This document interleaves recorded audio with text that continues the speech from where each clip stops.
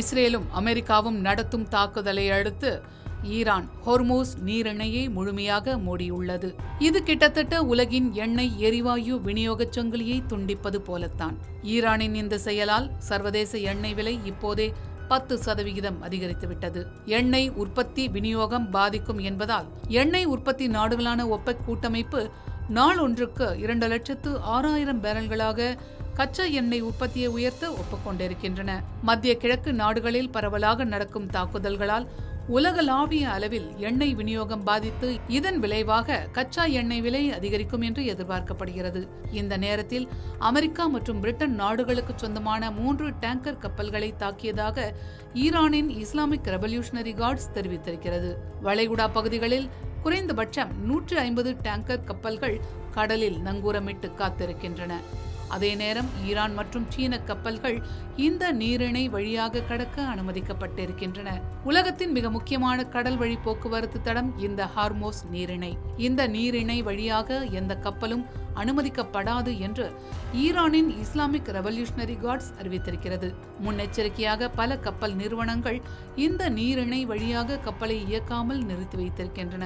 இந்த நீரிணையை மூடுவதால் என்ன நடக்கும்? அதை அறிந்து கொள்ள இந்த நீரிணை எங்கு இருக்கின்றது என்பதை பார்க்கலாம். ஈரானுக்கும் ஒமானுக்கும் இடையே ஒரு சிறிய நீர்வழி பாதைதான் ஹொர்மூஸ் நீரிணை. இதன் அகலம் 35 கிலோமீட்டர், நீளம் 165 கிலோமீட்டர்.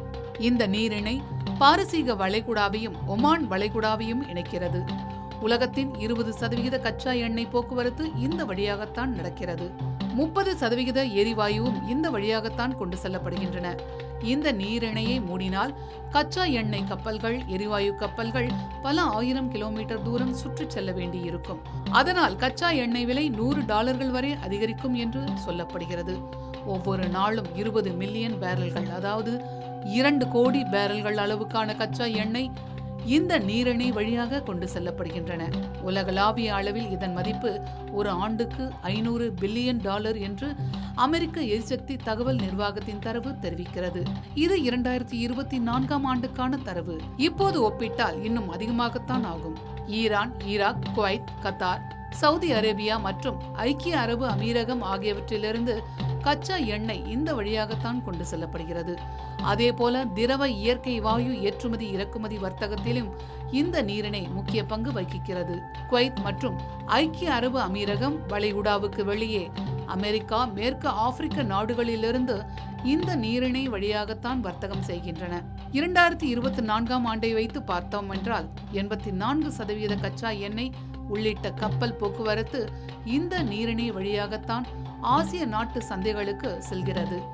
83% எரிவாயு வர்த்தகமும் இந்த வழியாகத்தான் ஆசிய நாடுகளை சென்றடைகின்றன. இந்தியா, சீனா, ஜப்பான், தென்கொரிய நாடுகள் மொத்தம் 69% கச்சா எண்ணெயை இந்த நீரிணை வழியாக இறக்குமதி செய்கின்றன. இந்த நீரிணையில் போக்குவரத்து பாதிக்கப்பட்டால் சீனா, இந்தியா உள்ளிட்ட பல்வேறு தென்கிழக்கு ஆசிய நாடுகளில் எரிவாயு விலை மிகவும் அதிகமாக கூடிய வாய்ப்புகள் உருவாகி இருக்கிறது. ஏற்கனவே மத்திய கிழக்கு நாடுகள் வழியாக செல்லும் விமானங்களின் சேவை வெகுவாக பாதிக்கப்பட்டிருக்கிறது. ஈரான் மீது இஸ்ரேலும் அமெரிக்காவும் தொடுத்திருக்கிற தாக்குதல் அடுத்தடுத்த கட்டங்களில் விரிவடைந்து கொண்டிருக்கிறது. இதனால் இதன் தீவிரம் போக போக அதிகமாக இருக்கும் என்று கணிக்கப்படுகிறது. போர் என்றாலே மனிதர்களுக்கான பாதிப்பும் பொருளாதார பாதிப்புகளும் அதிகமாகவே இருக்கும். இந்த போர் உலகளாவிய அளவில் மிக பெரும் பாதிப்புகளை ஏற்படுத்தும் என்று நிபுணர்கள் கணிக்கிறார்கள்.